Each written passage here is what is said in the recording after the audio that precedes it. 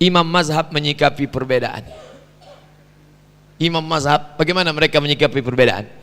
Kana Abu Hanifah, Imam Hanafi, atau ashabuhu, sahabat Imam Hanafi, wa Syafi'i, Imam Syafi'i, yusalluna khalfa a'immatil Madinah.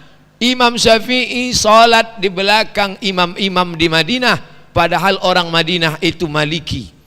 Zaman itu Madinah itu mazhabnya Maliki, bismillahnya tidak ada bismillah dalam Fatihah. Allahu Akbar, alhamdulillahi rabbil alamin, tak pakai bismillah, tapi mereka tetap sholat di belakang. Apa maknanya? Imam Hanafi dan Imam Syafi'i tidak mempermasalahkan imamnya pakai bismillah atau tak pakai bismillah. Tapi kalau mayoritas di situ pakai basmalah, maka saya kalau diundang ceramah maju Ustaz, saya tanya imam tetapnya mana? Saya tak ingin menimbulkan fitnah. Tapi kalau kita menjadi makmum, kita tak perlu ekstrim. Imamnya pakai bismillah, sah. Imamnya tak pakai bismillah, sah. Imamnya bismillah jahar, sah. Imamnya bismillah sir. Kebetulan imamnya mazhab Syafi'i, bismillahirrahmanirrahim. Kebetulan Hanafi, bismillahnya sir.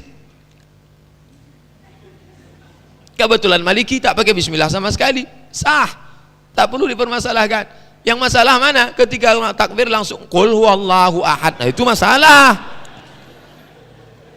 Jangan mempermasalahkan yang tak masalah dan jangan tidak masalahkan yang masalah. Nah, ini perlu dibahas. Adab Imam Malik. Harun al-Rashid pernah meminta Imam Malik supaya kitab Muwatta dijadikan buku induk untuk seluruh kerajaan, harus pakai kitab Muwatta. Artinya mazhab Maliki mau diterapkan. Kata Imam Malik, la taf'al, don't do it. Jangan kau lakukan itu. Fa inna ashaba Rasulullah SAW ikhtalafu fil furu'. Karena sahabat-sahabat Nabi pernah ikhtilaf dalam masalah furu'. Wa tafarraqu fil bulad. Mereka sudah bertebaran di seluruh negeri. Maka jangan sampai wa kullu inda nafsihi musib. Semua ijtihad mereka itu benar. Jadi Imam Malik tidak ekstrim, tidak memaksakan pendapat dia, karena dia tahu banyak pendapat lain yang sifatnya ijtihadi dibenarkan oleh Rasul sallallahu alaihi wasallam. Imam Malik vs Imam Hanafi. Wah. Jadi jangan sangka imam-imam itu tak pernah berdebat, bertemu mereka. Imam Malik sama Imam Hanafi. Mana yang lebih tua? Tua Hanafi. Hanafi meninggal 150, Malik meninggal 179. Jadi urutannya Hanafi, Maliki, Syafi'i, Hambali. Sekarang berlaga antara Hanafi dengan Maliki. Datang Imam Laits dari Mesir. Saya menjumpai Imam Malik di Madinah. Lalu saya katakan, Imam Laits kata, saya bertemu dengan Imam Malik di Madinah. Saya lihat engkau mengusap keringat dari alismu. Malik, tadi waktu engkau berdebat saya lihat engkau mengusap keringat. Saking kan beratnya perdebatan. Apa kata Imam Malik menjawab? Apa kata Imam Malik menjawab? Saya merasa tak punya apa-apa ketika bersama Abu Hanifah, Hanafi. Sesungguhnya dia benar-benar ahli fikih. Memang hebat Hanafi itu tadi waktu berdebat, sampai saya menitikkan keringat.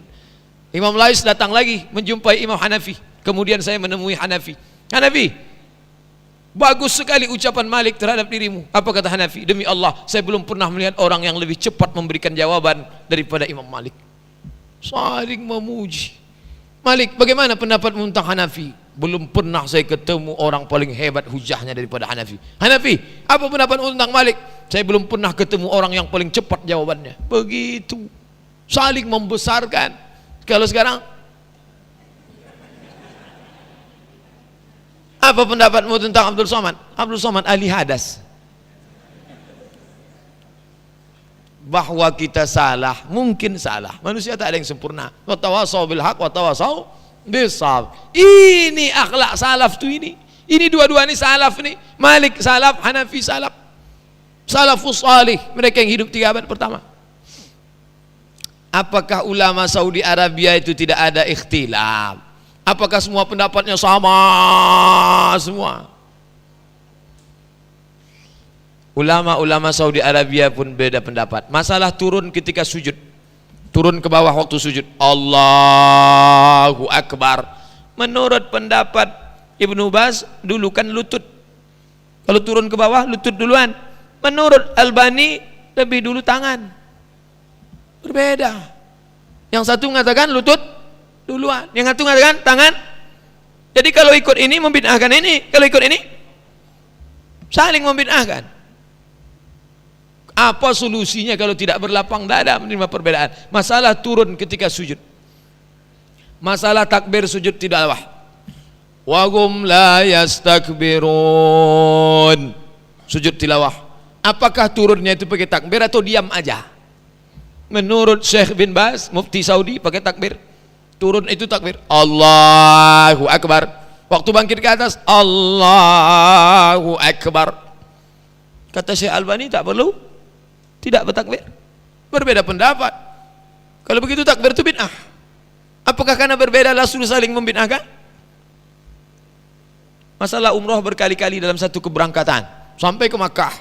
Sampai ke Makkah pagi dia umrah, pergi ke Tan'im, mandi, labbaik Allahumma umrah, tawaf, sa'i, tahallul. Siang umrah lagi, sore umrah lagi, malam umrah lagi. Apa hukum umrah berkali-kali dalam satu keberangkatan? Kata Syekh bin Baz boleh, kata Syekh Albani bid'ah. Berbeda pendapat antara sesama ulama Saudi Arabia. Tarawih 23 rakaat. Apa hukum solat tarawih 23 rakaat? Kata Syekh bin Baz boleh, kata Syekh Albani tak boleh. Berbeda pendapat dalam masalah. Apa hukum zikir pakai tasbih? Subhanallah, subhanallah, subhanallah, subhanallah, subhanallah. Kata Syekh bin Baz boleh, kata Syekh Albani bid'ah. Inna sabhata bid'ah. Pakai tasbih bid'ah. Lam takun fi ahdin Nabi. Tak pernah dilaksanakan Nabi SAW. 3 poin penting.